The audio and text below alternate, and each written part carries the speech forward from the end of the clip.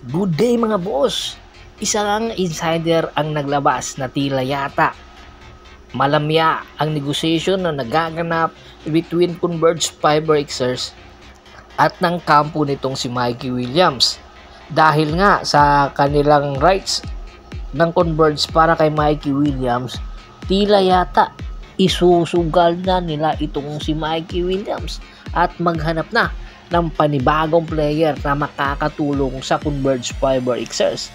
Yung Converge Fiberxers naghahanap ngayon ng isang leader na pwedeng sandalan nila pagdating sa crunch time. Kompletos, Ricardos na itong Converge Fiberxers. At itong si Mikey Williams, hindi na nila daw hahabulin pa dahil hirap na sila sa presyo nitong si Mikey Williams.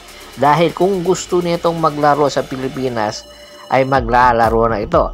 At ayon nga sa insider, ang Magnolia ang posibleng magiging destinasyon nitong si Mikey Williams.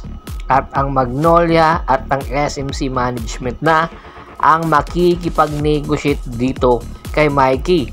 At alam naman natin, pag ang management na ng SMC team ang posibleng makipag-negotiate dito kay Mikey, ay tiyak 99% magbabalik ito ng bansa kung sakasakali, dahil si L.A. Tenorio nangangab ngayon ang head coach ng Magnolia.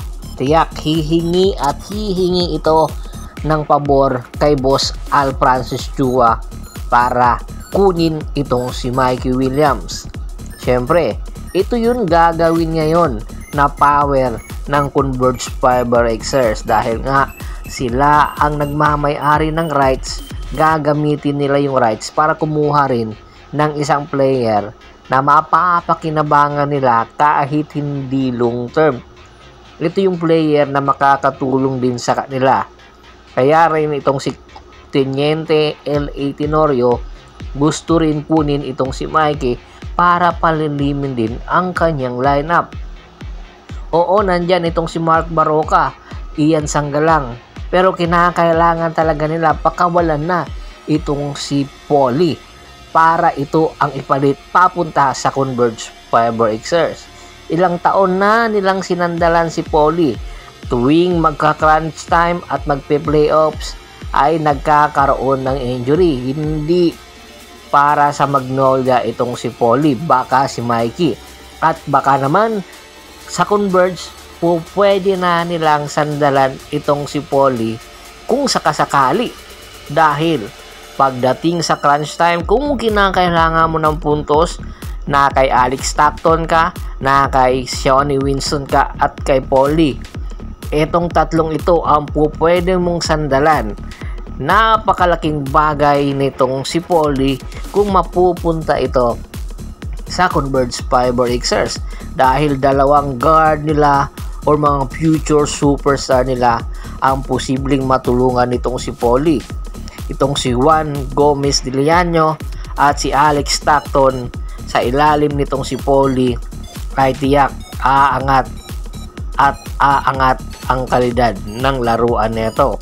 Malaki ang may tutulong sa kampo ng Converge Fiberxers nitong si Paulie kung sakasakali at bago pa man ito magretiro, baka makakuha ito ng kampyonato dito sa Converge Fiberxers.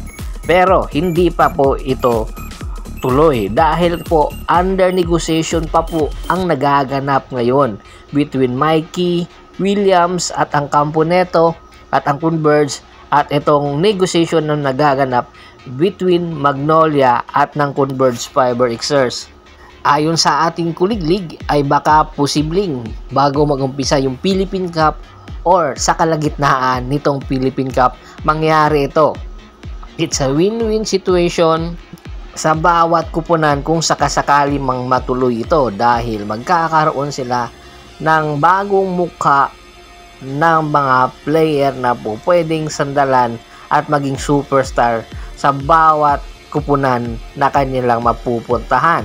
Etong si Mikey Williams sa Magnolia at itong si Paulie sa Converge. Tingin nyo kung natuloy ito, sino ang panalo ditong kupunan. Komento na sa baba ng video at pag-usapan natin yan. Once again, this is Percival Monteron at your service. Don't forget to subscribe my sports channel at don't forget to click the notification bell button para nga maging updated palagi sa kwentuhan. At bago pa man natin tapusin ang ating kwentuhan, shoutout muna tayo sa ating mga solid na followers na laging sumusuporta po palagi sa atin, kay Kagawad at sa kinulukusin ng Hagonoy Bulacan, Anthony Laquialon at sa Laquialon family, Jerome Cedeño, Rene Dineros, Michael Rosalado, Ricky Lanza ng Ricky Rider TV ng Tansa, Cavite, at si Mr. Julius Roche. Pakibisita na rin po ng aking Facebook fanpage na Paul Goso, Hapris PH3, at syempre yung Bostor po para po sa mga karagdagan, sports balita at mga highlights po ng inyong NBA. Hanggang sa muling kwentuhan, maraming salamat po.